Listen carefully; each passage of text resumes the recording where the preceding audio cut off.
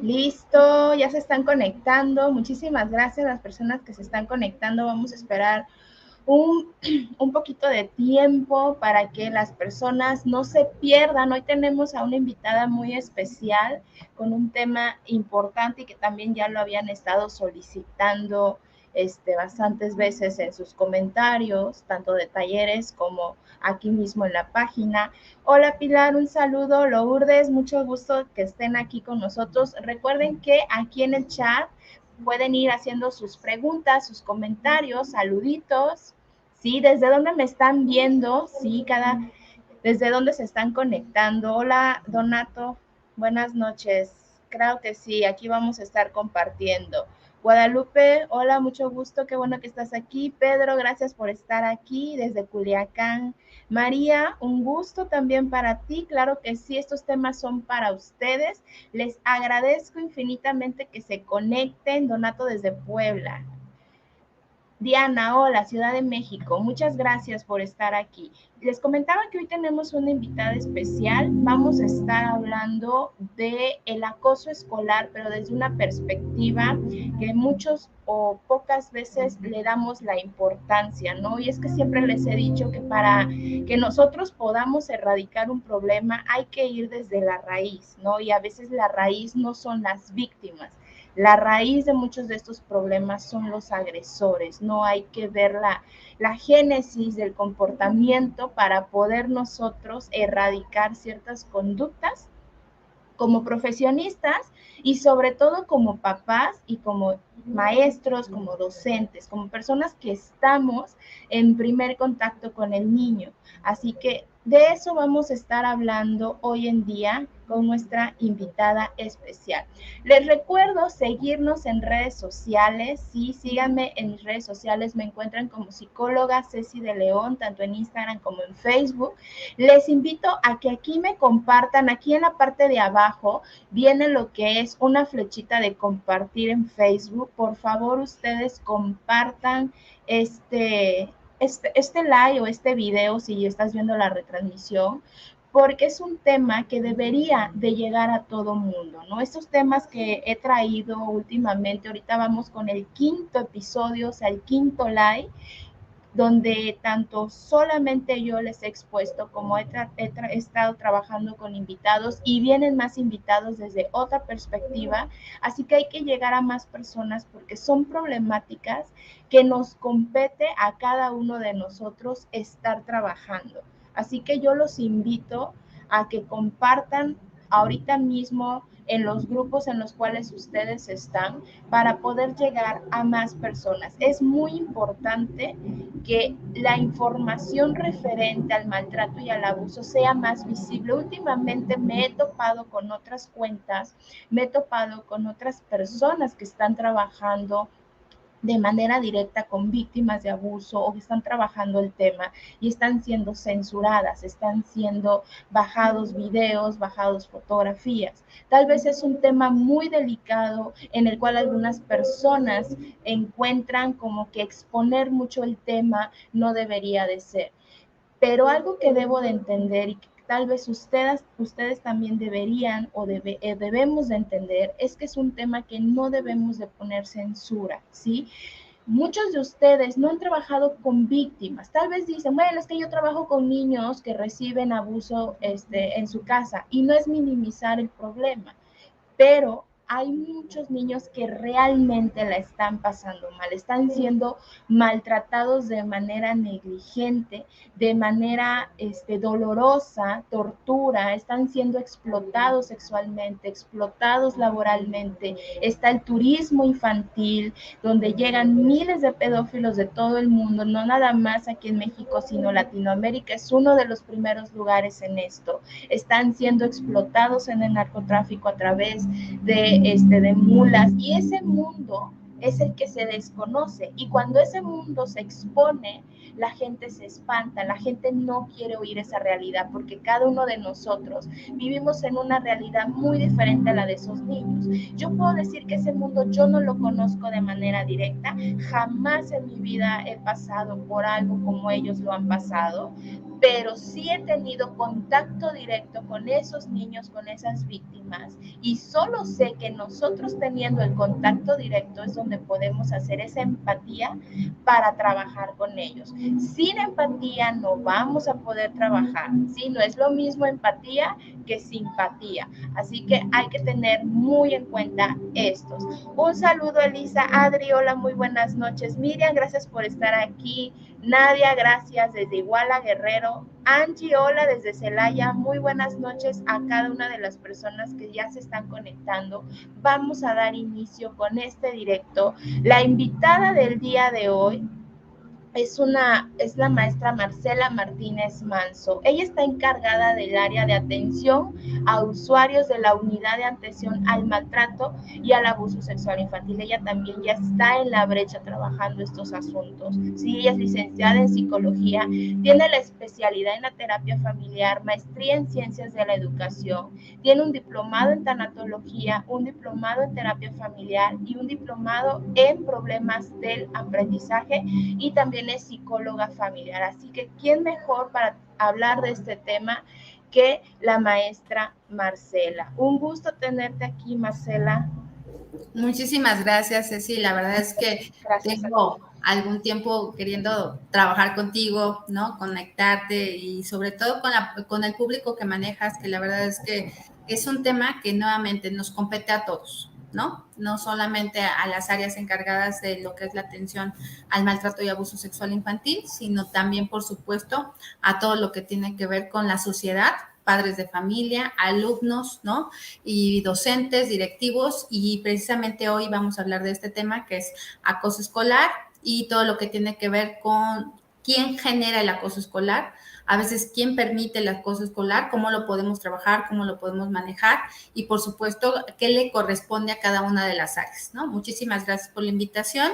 Si me permites poner la presentación para comenzar, Claro que sí, es ¿no? todo tuyo el público. Muchísimas gracias. Entonces voy a comenzar pues a compartir mi pantalla para poder comenzar con el tema y la verdad es que es un gusto estar con ustedes. Muchísimas gracias por la invitación, muchas gracias por poder poner este tema sobre la mesa y hablar de lo que es el acoso escolar, ¿no? Y todas las implicaciones que conlleva el acoso escolar, porque pensamos que esto solamente es el bullying y nada más, y que ahí se acaba. Y no es así, ¿no? El acoso escolar, primero que nada, pues es una forma extrema de violencia entre pares. Desafortunadamente, hoy por hoy, nosotros normalizamos mucho la violencia. Desafortunadamente es una situación que hemos estado viendo y observando, que estamos acostumbrándonos a la violencia y esto no es algo que debe pasar. Tenemos que erradicar la violencia, no solamente de las familias, sino también en las escuelas. ¿Por qué? Por todo el daño que puede causar. Entonces, el acoso escolar pues es una forma extrema de violencia entre pares, que se caracteriza por una reiterada y encaminada a conseguir la intimidación de la víctima. Implica abuso de poder del agresor, así como una agresión proactiva que no necesariamente obedece al enojo, sino que está dirigida a alcanzar algunas recompensas sociales. ¿Cuáles son las características del acoso escolar? Porque no le podemos llamar a todo acoso escolar. De repente decimos, ay, es que es bulleado, es que es bulleador, es que es acoso escolar. No a todo le podemos llamar acoso escolar. Es muy importante tener ciertas características del acoso escolar y ya están determinadas en los protocolos de atención hacia el acoso escolar.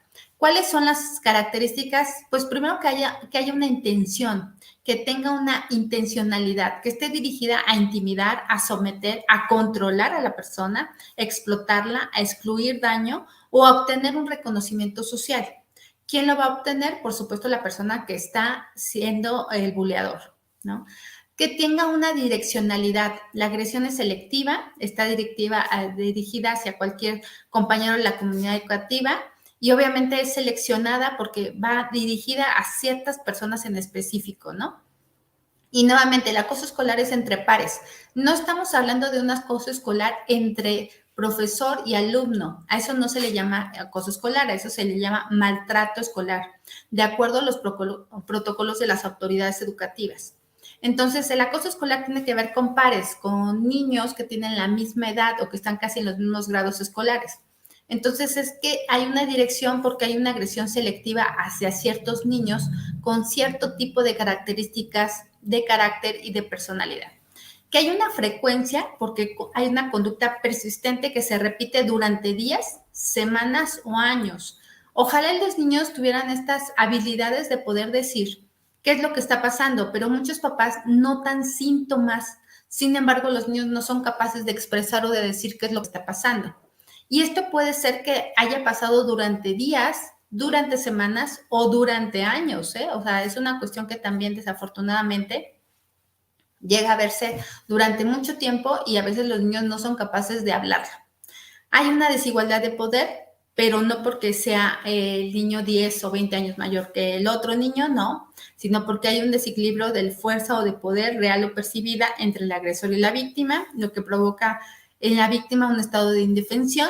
Esta desigualdad puede ser física, puede ser social, puede ser emocional, puede ser económica o también puede ser intelectual.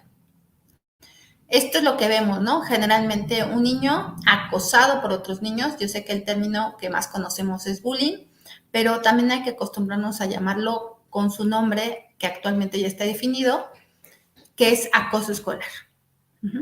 ¿Cuáles son las víctimas? Bueno, el proceso de victimización está influenciado por varias variables de personalidad. ¿Quiénes pueden ser estas víctimas?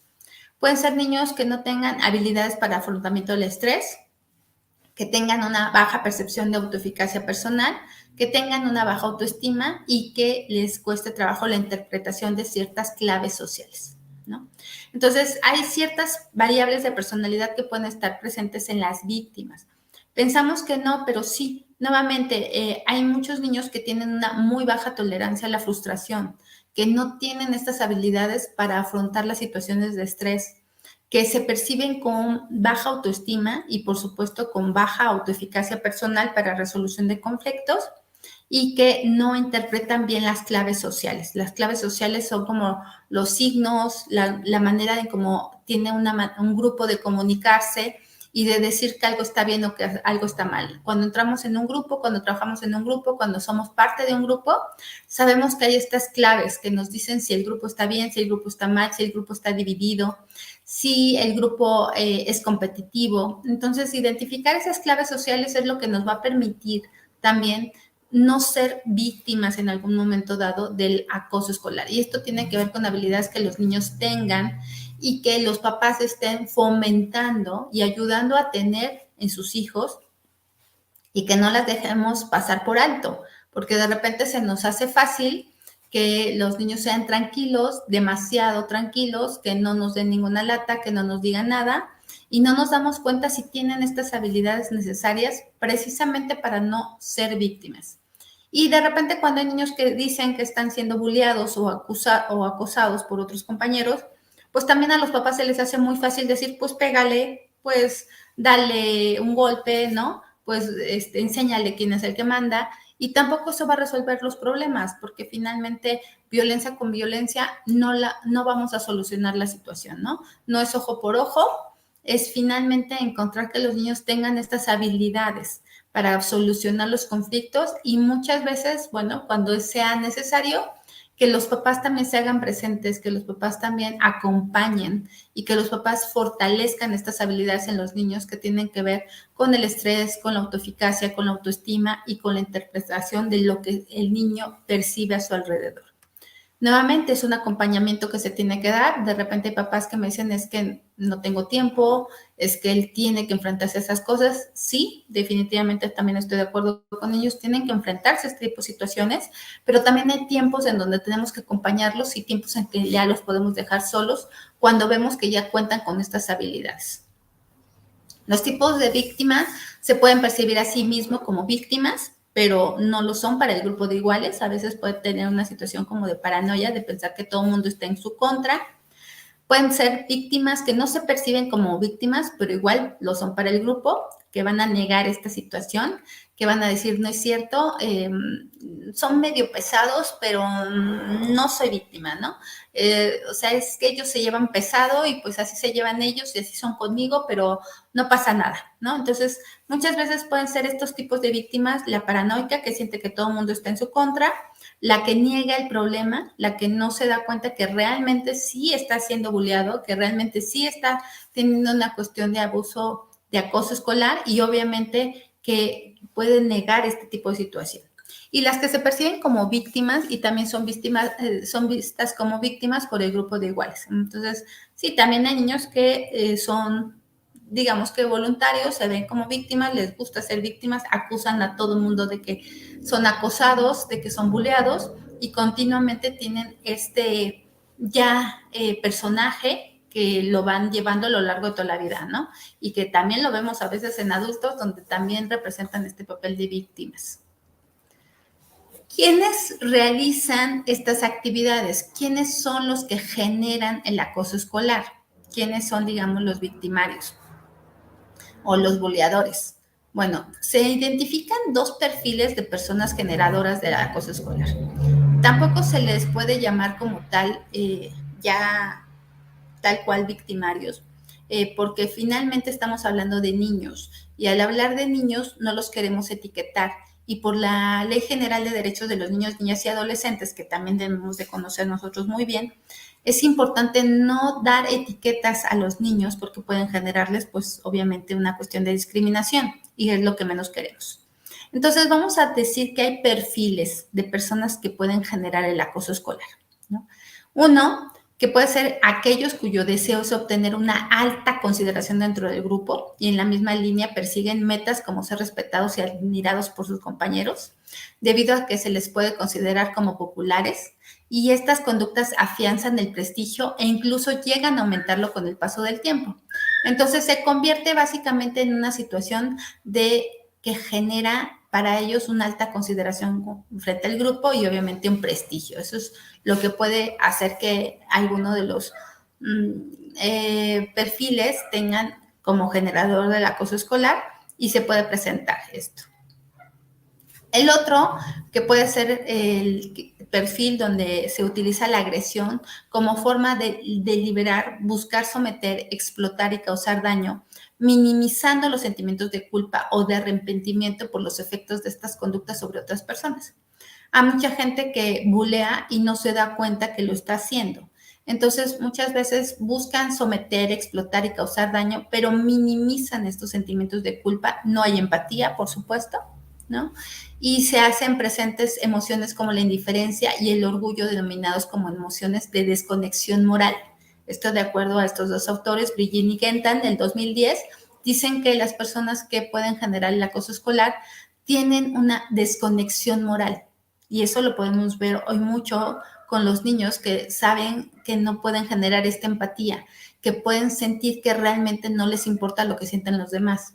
Y los vemos indiferentes ante el dolor, los vemos indiferentes ante el llanto, los vemos indiferentes ante lo que están causando sus palabras o sus conductas.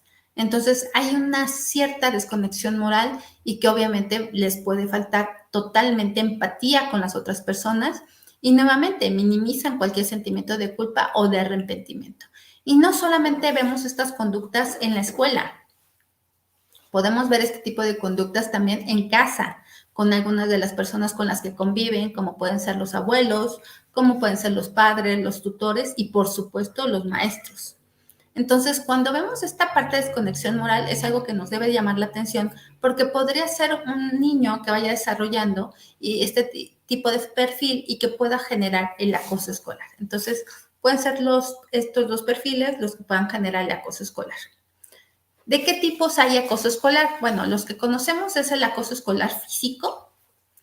Básicamente es cuando se golpean, cuando se molestan, cuando físicamente hay un zape, cuando hay un contacto físico. Eso pues, obviamente es muy normal verlos. A veces nuevamente normalizamos la violencia y pensamos que en una secundaria es normal que todo el mundo se dé zapes o se estén aventando o estén jugando y se estén tocando y estuvieran generando como violencia o cuestiones de conflicto entre ellos. Entonces puede ser físico, puede ser psicológico también, por supuesto, cuando se dicen apodos, ¿no? Cuando se hacen sentir mal frente a los otros, cuando se burlan de ciertas situaciones de los niños y cuando pueden caer un poco en esta cuestión de la discriminación.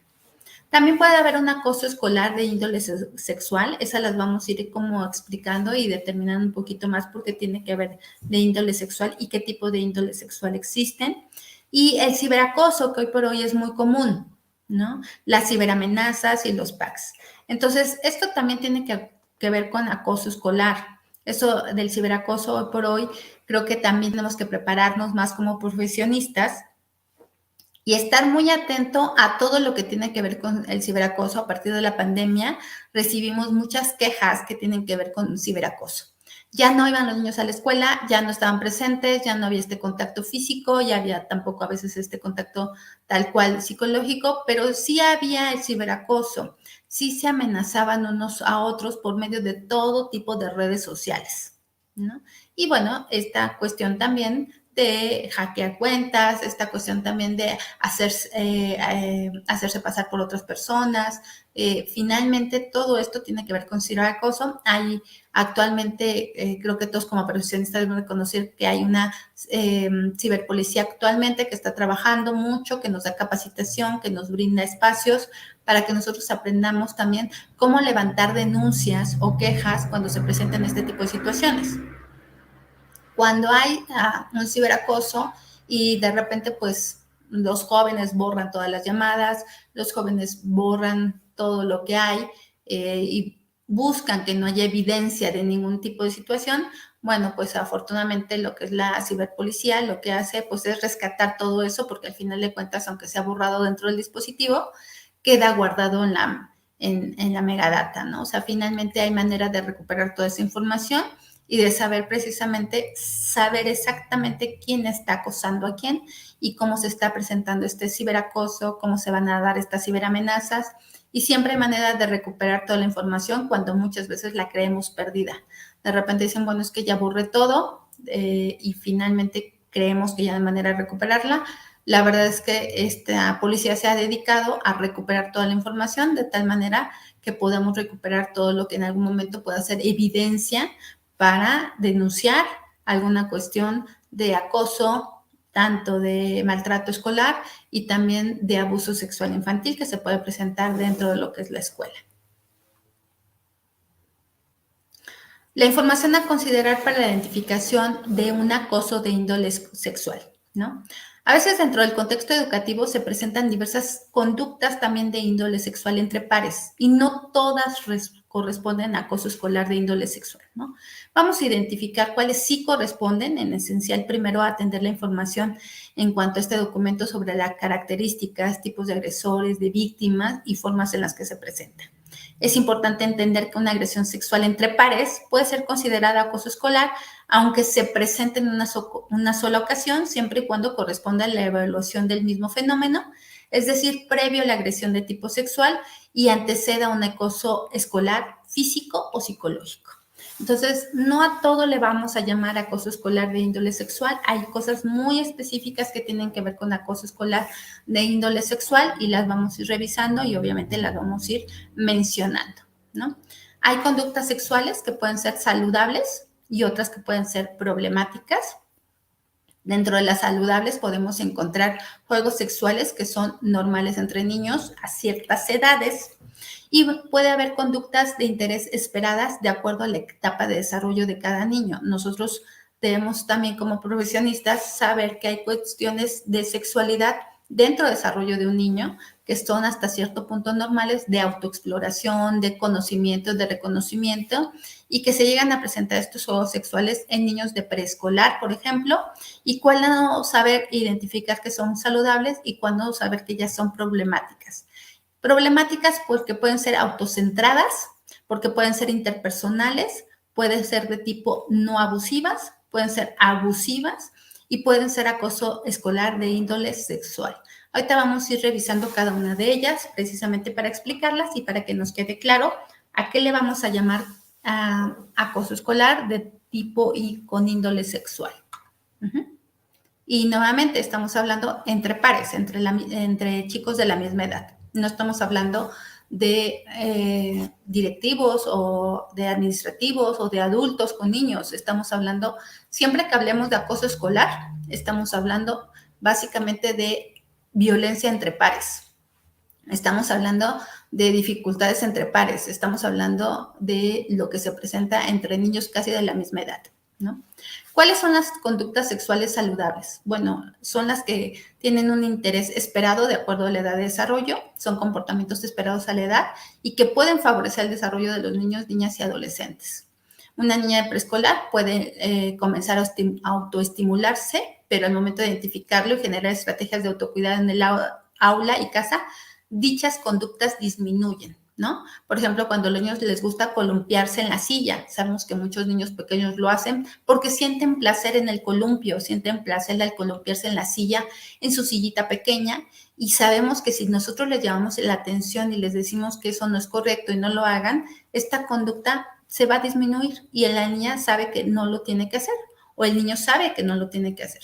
Entonces, nuevamente, son ejemplos de conductas de intereses esperados de acuerdo a la edad de desarrollo, que tiene que ver con edades entre los 3, 4 y 5 añitos, que son niños en edad preescolar, y que podemos identificar que son conductas sexuales saludables, normales dentro de la edad, y que cuando nosotros los identificamos, cuando generamos estrategias de autocuidado, cuando muchas de estas estrategias es dirigir la atención hacia un juego, dirigir la atención hacia otro tipo de actividades, esas conductas van a disminuir sin ningún problema, ¿de acuerdo? Y obviamente el nombrar adecuadamente los niños cualquier parte del cuerpo, ¿no? No les vamos a llamar por otro nombre, no le vamos a poner apodo, sino nosotros les vamos a decir adecuadamente lo que está pasando y nombrar de manera adecuada cada parte de su cuerpo.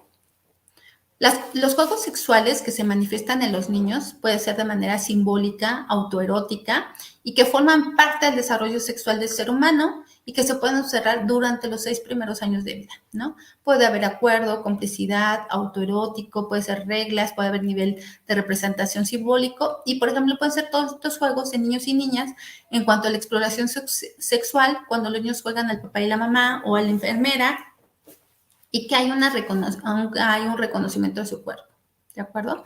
Entonces, me han llamado, por ejemplo, muchas veces para atender cuestiones de preescolar, donde hay este tipo de juegos sexuales y que obviamente a las maestras les preocupa mucho, que muestran mucho interés y que me dicen, ¿cómo lo hacemos? Bueno, pues vamos a trabajar con cuestiones de prevención. Yo creo que independientemente que sean juegos sexuales, que sean esperados y que sean manifestaciones simbólicas, siempre hay que dirigir adecuadamente, siempre hay que prevenir, siempre hay que dar pláticas precisamente de autocuidado, de higiene sexual, de lo que tiene que ver con la enseñanza de los padres hacia los hijos, ¿no?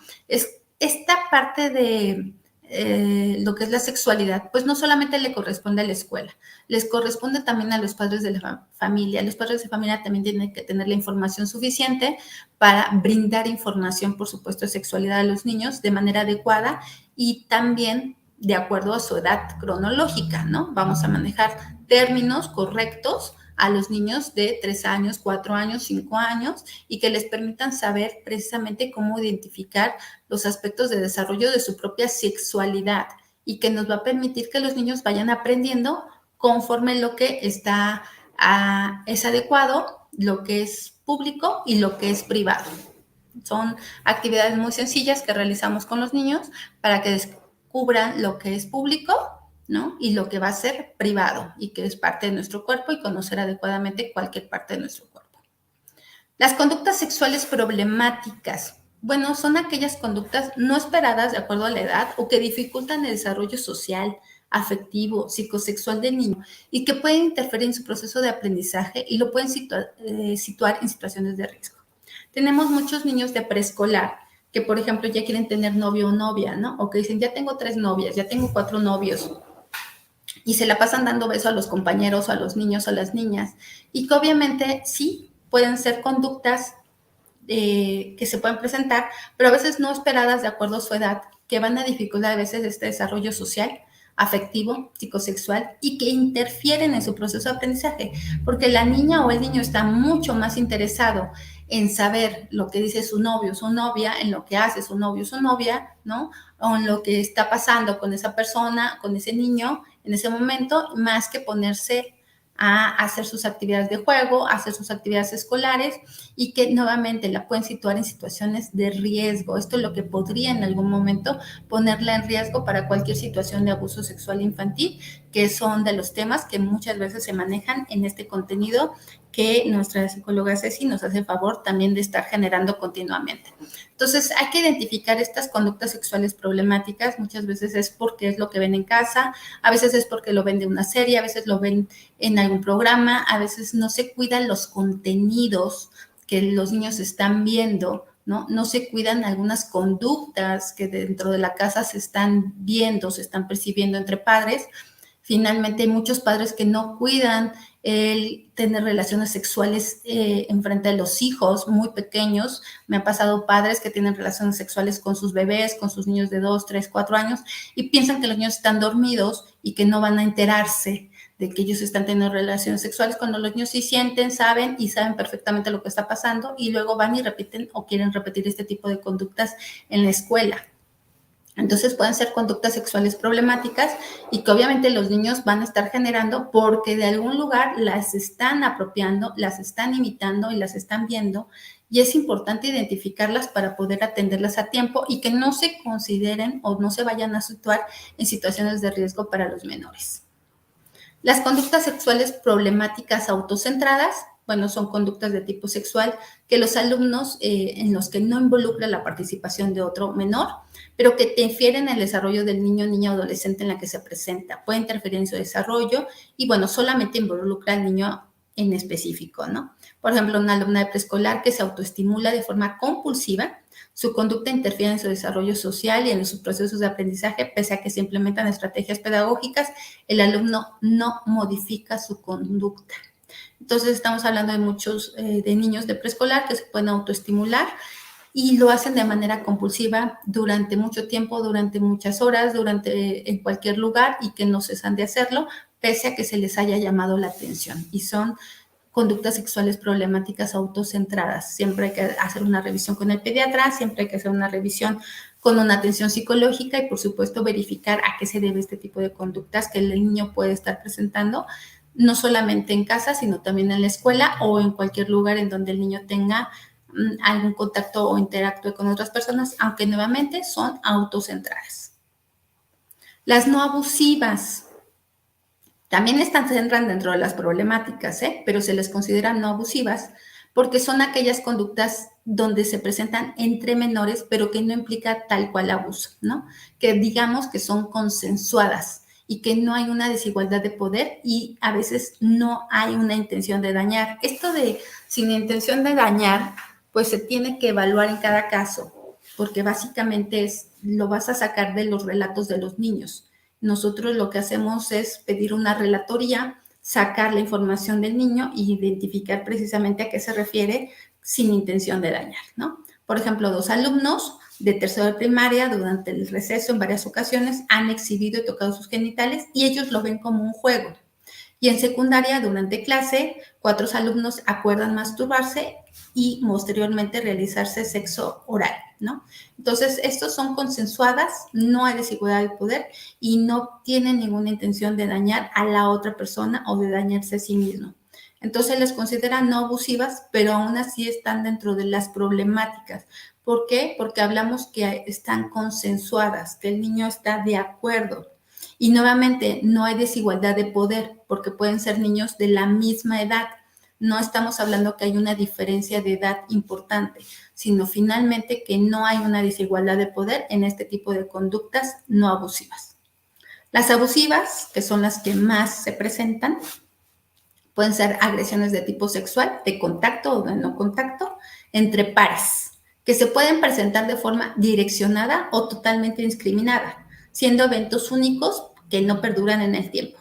Pueden ser más bien no son consensuadas y sí puede o no existir una desigualdad de poder. Por ejemplo, en una secundaria un alumno le toca o roza alguna parte del cuerpo a su compañera mientras ésta va pasando por la fila de su lugar, ¿no? Un niño de sexto de primaria toma a su compañero por la espalda y frota sus genitales simulando una penetración. Todo esto son agresiones de tipo sexual, son de tipo abusivo, ¿no? No son consensuadas y sí puede haber una desigualdad de poder y nuevamente son situaciones en donde son de la misma edad, pero sí puede existir una desigualdad de poder y nuevamente es abusivo porque no es un acto consensuado. ¿no? Entonces, abusivas o no abusivas, al final de cuentas entran dentro de lo que son conductas problemáticas de tipo de índole sexual que tienen que ver con acoso. El acoso escolar, obviamente, de índole sexual, son agresiones de tipo sexual, de contacto o no contacto, donde un menor dirige su violencia hacia un niño, niña o adolescente con el fin de hacerle daño. Hay intencionalidad, hay direccionalidad, que ya lo vimos, hay una intención dirigida hay una dirección hacia la persona como tal, hay una frecuencia, la agresión de tipo sexual puede presentarse en una sola ocasión y ser considerada como acoso escolar de índole de tipo sexual cuando se identifica que previo a este evento existía un acoso escolar de cualquier tipo. Y sí hay una desigualdad de poder, ¿no? Por ejemplo, una alumna de cuarto, de forma frecuente, es tocada en el área genital por un compañero de su grupo. Si bien todos los alumnos del grupo participan en este juego al que han denominado carnitas, Z no tiene ninguna participación activa, pues cada vez que sucede los demás alumnos se rinden su reacción, ya que se paraliza ante cierta agresión. Este es un acoso escolar de índole de tipo sexual, ¿no? Donde tenemos una intencionalidad, donde hay una direccionalidad, donde hay una frecuencia, donde hay una desigualdad de poder y obviamente puede ser considerada escolar de tipo sexual cuando se identifique que es previo a este evento y que existe un acoso escolar de cualquiera de los tipos. ¿Cuáles tipos? El tipo físico, el tipo psicológico, el ciberacoso y por supuesto todo lo que tiene que ver con estos aspectos de intencionalidad, direccionalidad, frecuencia y desigualdad de poder. Esto es a lo que nos podemos encontrar y que desafortunadamente puede causar en los niños pensamientos de angustia, de ansiedad y hasta de intentos suicidas, a veces en niños pues de edad escolar, y nuevamente también tendremos que hablar de toda la cuestión de las secuelas que puede dejar en un niño. ¿Cuáles son los factores protectores que nosotros podemos manejar? ¿Cuáles son los factores protectores que nosotros podemos cuidar en este tipo de niños? En la escuela en general, ¿no? Pues las áreas fisiológicas, creo que siempre se nos olvida que hay áreas que cubrir siempre y que van a ser factores protectores para nuestros niños, evitando el acoso escolar de cualquier tipo, ¿no? Primero que nada, cuidar las áreas fisiológicas que tienen que ver con la nutrición, el sueño, la salud, la higiene, el vestido. Se nos olvida como padres a veces esta cuestión de la nutrición. Yo sigo siendo muy reiterativa en que los niños tienen que tener una hora para desayunar, una hora para comer, una hora para cenar. Yo creo que a muchos de ustedes les pasa. Yo cuando pregunto a qué hora desayuna el niño, la mayoría de los niños no desayunan. Salen de la casa sin comer o tomar algún alimento por las prisas, por los tiempos, porque queda muy lejos la escuela, etcétera, ¿no?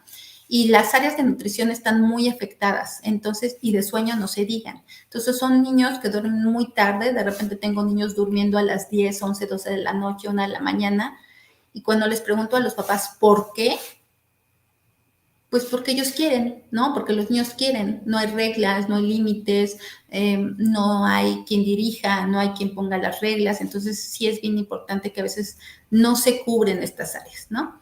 ¿Y qué pasa cuando no están cubiertas estas áreas?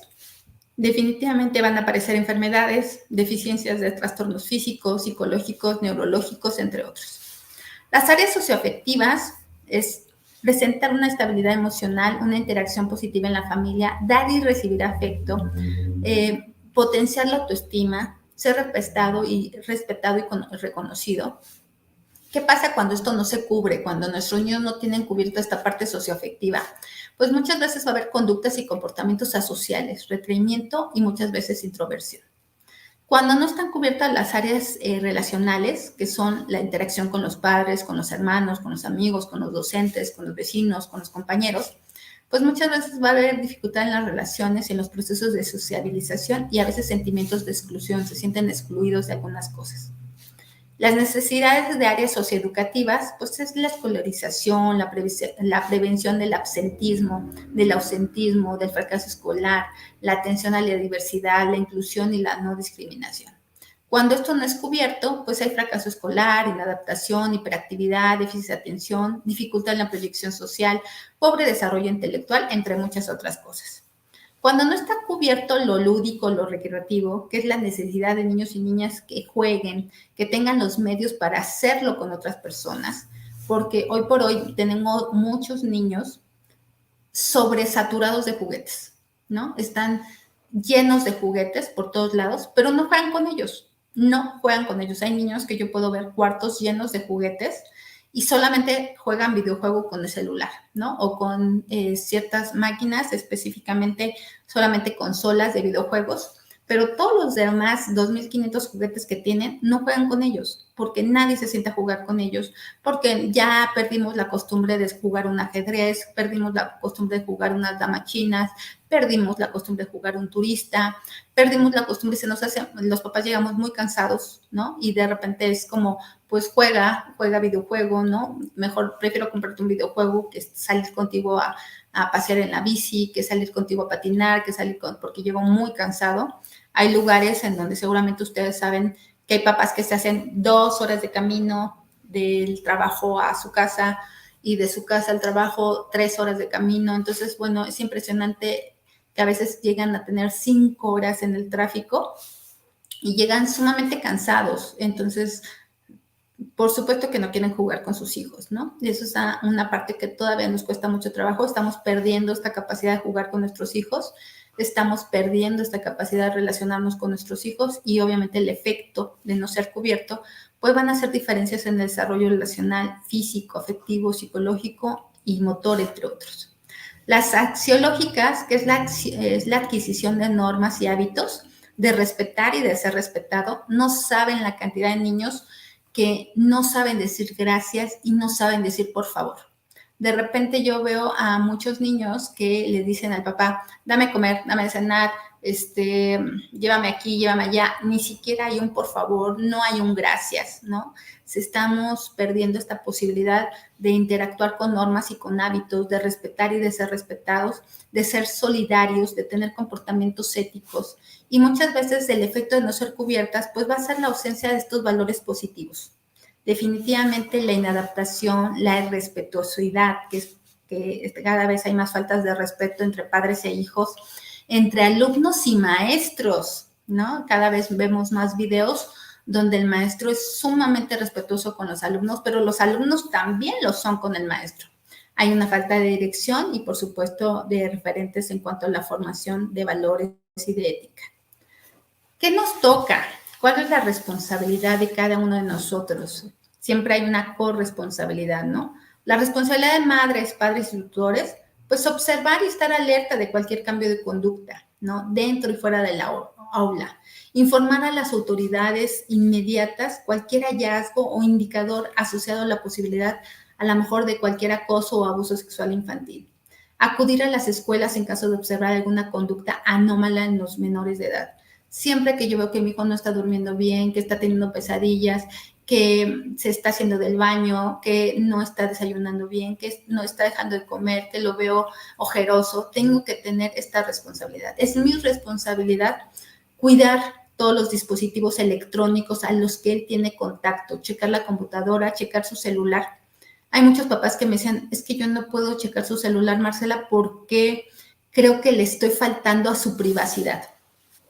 ¿Cuál privacidad? Tiene 8 años, o sea, tendríamos que saber con quién se está comunicando, cómo se está comunicando, qué está diciendo, cómo lo está diciendo, qué tipo de stickers se está enviando, cuál es la inteligencia emocional que tiene en los aparatos electrónicos, y nosotros somos una guía y una orientación. Entonces, en esta parte sí les pido a los papás que chequen, que revisen, que estén atentos a lo que sus hijos están consumiendo, cómo lo están consumiendo, no solamente en la cuestión de alimentación, sino también de lo que consumen en los medios electrónicos, de lo que consumen en las redes sociales y de lo que nuevamente va a haber una secuela de esta situación a lo largo del tiempo si no sabemos lo que nuestros hijos están consumiendo en todas las áreas.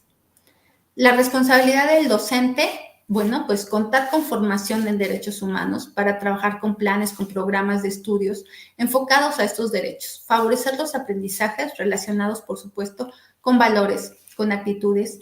Yo escucho a muchos docentes decir, es que a mí no me toca lo de la casa, tienen toda la razón del mundo, a los papás les tocan los valores, a los papás les tocan las actitudes, pero sí nos corresponde tratar de favorecer estos aprendizajes. Esto sí nos corresponde, ¿no? Finalmente, favorecer los aprendizajes con valores, actitudes, habilidades en la educación integral en la sexualidad, en la prevención de violencia, entre otros muchos. conocer la Ley General de Derechos de Niños, Niñas y Adolescentes, observar y estar alerta ante cualquier cambio de conducta del alumnado dentro y fuera del aula, informar a las autoridades de cualquier hallazgo o indicador asociados ante la posibilidad de acoso o de abuso sexual infantil. Y la responsabilidad del personal administrativo o personas que forman parte del plantel, porque también puede ser una secretaria, puede ser un auxiliar, puede ser la persona que está cuidando la escuela, ¿no?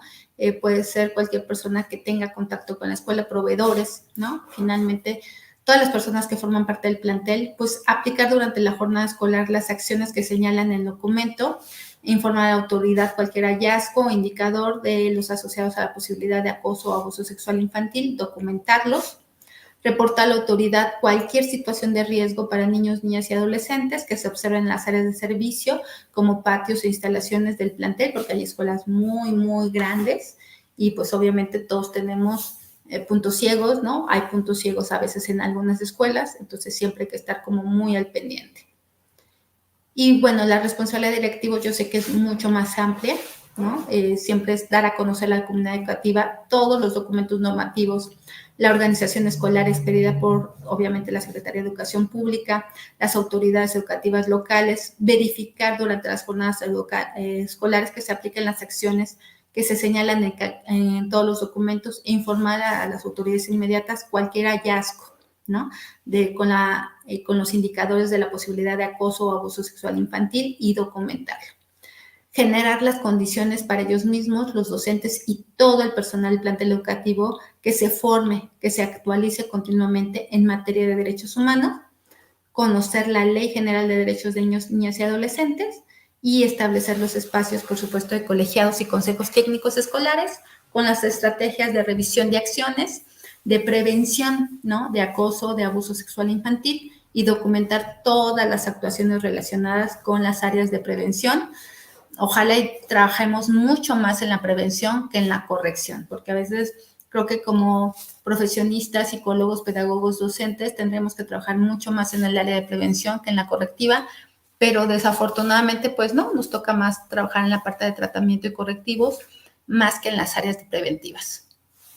Y bueno, pues agradecerles. La verdad es que para mí es un gusto poder hablar de estos temas, compartir el conocimiento que tengo acerca de lo que es el tema de acoso escolar, muy relacionado precisamente con situaciones de abuso sexual infantil, para no poner en riesgo a nuestros niños, ¿no? Para conocer todo lo que tenga que ver con acoso escolar y hasta qué punto podríamos poner en riesgo a un niño precisamente por este tipo de situaciones en cuestiones de abuso sexual infantil. Y bueno, pues muchísimas gracias. A agradecer precisamente a Ceci por la invitación y por permitirme estar aquí. Muchas gracias. No, Marcela, te agradecemos a ti por estar aquí compartiendo. Como yo le decía a la comunidad cuando inicié a hacer los live, mi objetivo no nada más es que vean desde mi posición y punto de vista, porque pues al final de cuentas cada uno en su rubro ve el abuso sexual en una diferente perspectiva, ¿no? Así que en este caso, desde la brecha donde tú estás, ya lo ves desde otra perspectiva y así cada uno de los ponentes que van a ir viniendo en estos lives van a dar una perspectiva y sobre todo para ayudarlos, no es información complementaria. A veces a mí me hacen ciertas preguntas que no es que no las pueda responder, sino que están un poco fuera de mi área, ¿no? Del enfoque desde donde yo lo estoy viendo y también pues no es dar preguntas erróneas, ¿no? Entonces tú eres muy puntual en esto de cómo manejarlo en un instituto, en una escuela, y esto es algo que movía mucho a las personas, ¿no? De qué hago si soy docente, qué hago si soy administrativo. Yo siempre les he dicho, el maltrato y el abuso no nada más corresponde a un área en específico, corresponde a todas las personas, desde si eres vecino, desde si eres el administrativo, desde si eres el conserje, eres quien lo está visualizando, eres ese primer contacto, ¿no? Y hay que dar la alerta lo más pronto posible precisamente para esta prevención, ¿no? Hay dos tipos de prevención, la primaria y la secundaria, pero a veces nosotros ya estamos en la terciaria y es donde pues ya es un caos, ¿no? Ya trabajar con niños o adolescentes sobre todo ya muy marcados, no es tan fácil el tratamiento. Entonces, muchas gracias, Marcela. No sé si visualizas las preguntas, si quieras contestar alguna de ellas. No sé si tengan preguntas aquí el público. Muchas gracias, te agradecen el estar aquí. No, gracias a ustedes por tomarse este tiempo y pues también por querer aprender más, ¿no? Aquí tenemos papás, tenemos psicólogos, tenemos docentes, trabajadores sociales, tengo enfermeras, tengo abogados, tengo de todo un poco y pues para todos vamos a traer. Qué bueno que les da valiosa información. Muchas gracias por compartir. Pues le agradecemos a Marcela por estar aquí. Marcela, si quieres compartirnos tus redes sociales o por qué medio el público te puede contactar. Sí, claro que sí, muchísimas gracias, Ceci. Pues al WhatsApp se los dejo, 5510-098112. Ese es mi WhatsApp directo donde me pueden contactar. Se los vuelvo a mencionar, 5510-098112. Muchísimas gracias por la invitación y pues ahí estoy para responder cualquier duda, ¿no? Ahí mismo les puedo mandar mis redes sociales, psicóloga Marcela Martínez, y obviamente también igual en Instagram como psicóloga Marcela Martínez. Ahí está, vayan y síganla. Marcela, tú estás trabajando en el área de atención a usuarios de la unidad de atención a maltrato y abuso infantil, ¿verdad? Estaba trabajando hace unos meses. Trabajando de manera particular. Ahorita ya estoy trabajando de manera particular y ya estamos igual con un centro de atención psicológica, igual con estos temas que tú sabes que pues en todas las áreas se da. Yo trabajo en el Estado de México, en zona Nicolás Romero, que es una zona igual con mucha violencia en todos los aspectos, en todas las áreas. Tenemos un alto nivel de suicidio en esta comunidad y desafortunadamente tiene que ver con cuestiones de acoso escolar, ¿no? Desafortunadamente Claro que sí. tiene que ver también con cuestiones de pues, aspectos específicos de nuestra zona. Ok, entonces pues de esta manera la pueden contactar para las personas que están cerca. Y pues bueno, Marcela, solicitándote ya de antemano aquí que posteriormente en otros lives, pues tu intervención desde el enfoque y desde el punto de vista desde tu... Son pocas las personas que trabajan temas de abuso. Yo la verdad he estado trabajando, consiguiendo ponentes y sí, son muy pocas. Entonces, realmente felicito a las personas que se atreven ya a trabajar. A algunos todavía les da este miedo, ¿no? De trabajar con víctimas, trabajar con niños, ¿no? En ese estado de violencia, de abuso. Les digo, no es nada fácil y sí, no es para todos, prácticamente también es una parte de una vocación, como siempre digo, hay que buscar nuestra vocación incluso desde la profesión donde tú estés, para que el trabajo pues sea lo más factible para las personas que vayas a atender. Entonces, muchísimas gracias y pues bueno, nos estamos viendo en un próximo live. Sigan a Marcela, la encuentran en Instagram, contáctense con ella. Si tienen algún caso, ella se encuentra en el Estado de México para aquellas personas que lo deseen. Muchísimas gracias a cada uno de ustedes por estar aquí y nos estamos viendo la próxima semana con más live, con más temas. Recuerden dejarme en los comentarios las dudas o los temas que les gustaría que estuviéramos trabajando desde lo que es el maltrato y el abuso infantil, ¿sí? Así que pues bueno, gracias y nos estamos viendo. Gracias, Marcela. Bonita noche a todos. Gracias, nos vemos, hasta luego. Bye. Muchas gracias por estar aquí, les agradezco muchísimo. Y pues bueno, un saludo a todas las personas que están aquí todavía conectadas.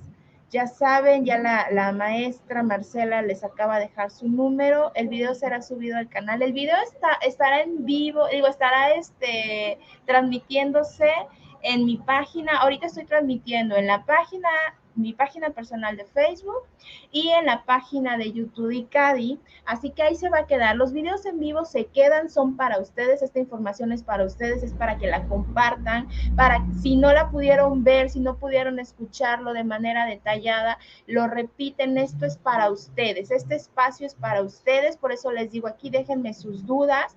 Tal vez algunas preguntas no se puedan o no se logren contestar en el en vivo, pero yo estoy al pendiente de de cada uno de sus comentarios, de cada uno de sus comentarios, de cada uno de sus mensajes. Tal vez no lo conteste de manera inmediata, pero me tomo un tiempo para hacerlo detalladamente, y en relación a esos comentarios y a esas dudas van a surgir estos temas. Sí, yo me encargo de estar buscando a las personas idóneas también para que aporten mayormente pues desde su perspectiva, ¿no? Desde la brecha donde ellos están. Como yo les dije, yo le hablo desde la perspectiva de intervención ya con las víctimas en el área de psicología, pero en el área de abuso y maltrato infantil estamos hablando desde muchas perspectivas, tanto profesionales, ¿no? Está muy pendiente un neurólogo, está lo legal. Sí, ahorita dimos desde un poco el enfoque educativo en la escuela, cómo se va dando sobre todo en los pares, que es algo que siempre estaban preguntando, y así van a ir surgiendo más. Así que pues bueno, les vuelvo a decir muchísimas gracias y nos estamos viendo en un próximo live.